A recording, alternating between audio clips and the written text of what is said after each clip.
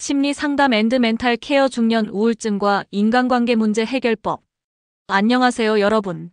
오늘은 우리 삶에서 결코 피할 수 없는 심리적 어려움, 특히 중년 우울증과 인간관계 문제에 대해 이야기해 보려고 합니다. 혹시 요즘 들어 이유 없이 우울하고 무기력한 기분이 계속되나요? 사람들과의 관계에서 자주 상처받고 지치는 일이 많아졌나요? 그렇다면 오늘 영상이 여러분께 도움이 될 것입니다. 오늘 다룰 주요 내용. 중년 우울증이란 무엇인가? 중년기에 우울증이 찾아오는 이유. 인간관계에서 오는 심리적 스트레스. 효과적인 멘탈 케어 방법과 실천법. 그럼 본격적으로 시작해볼까요? 1. 중년 우울증이란? 많은 분들이 우울증을 단순한 기분 변화로 생각하지만 우울증은 분명한 정신적 질환입니다. 특히 중년기 4060대에 찾아오는 우울증은 중년의 위기 미들라이프 크라이서스와 깊은 관련이 있습니다. 중년 우울증의 주요 증상. 지속적인 우울감과 무기력, 흥미와 즐거움 상실, 만성적인 피로와 불면증, 부정적인 생각과 자존감 저하, 이유 없는 신체 통증 두통, 소화불량 등. 이러한 증상이 2주 이상 지속된다면 단순한 스트레스가 아니라 우울증일 가능성이 높습니다. 그렇다면 왜 중년기에 이런 우울감이 심해질까요? 2. 중년기에 우울증이 찾아오는 이유. 일 역할 변화와 정체성의 혼란. 젊었을 때는 성장과 도전이 삶의 중요한 목표였지만 중년이 되면 상황이 달라집니다. 아이들이 성장하고 부모의 역할이 줄어들면서 나는 이제 누구인가? 라는 고민이 깊어집니다. 이 경제적 부담과 미래 불안. 중년은 경제적으로 가장 부담이 큰 시기입니다. 자녀의 학비, 노후 준비, 부모 부양 등의 문제로 인해 극심한 스트레스를 받게 됩니다. 3. 신체적 변화와 건강 문제. 중년이 되면 신체 기능이 점점 저하되면서 건강에 대한 불안감이 커집니다. 호르몬 변화로 인해 감정 기복이 심해지고 신체적 피로도 정신 건강에 영향을 미칩니다. 4. 인간관계의 변화. 친구들과의 교류가 줄어들고 부부관계에서도 갈등이 생기기 쉽습니다. 직장에서의 입지도 변하면서 나는 이제 필요 없는 존재가 아닐까? 라는 생각이 들기도 합니다.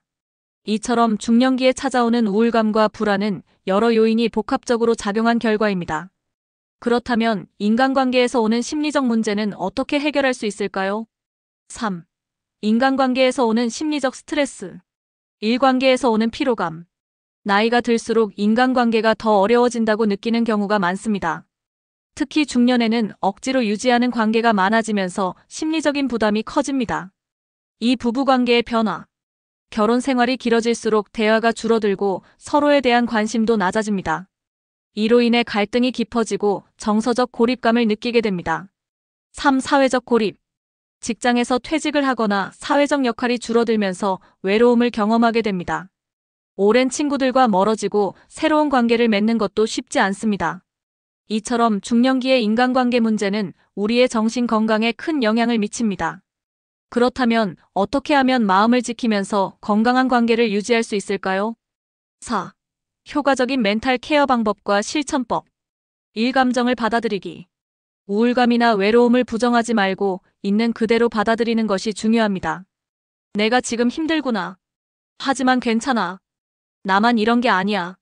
라고 스스로를 위로해 주세요. 이 대화의 질을 높이기. 의미 없는 잡담보다는 진짜 내 마음을 나눌 수 있는 대화를 시도해 보세요. 배우자나 친구에게 솔직하게 감정을 표현하는 연습이 필요합니다. 3. 나를 위한 시간 갖기. 하루 30분이라도 온전히 나만을 위한 시간을 가져보세요.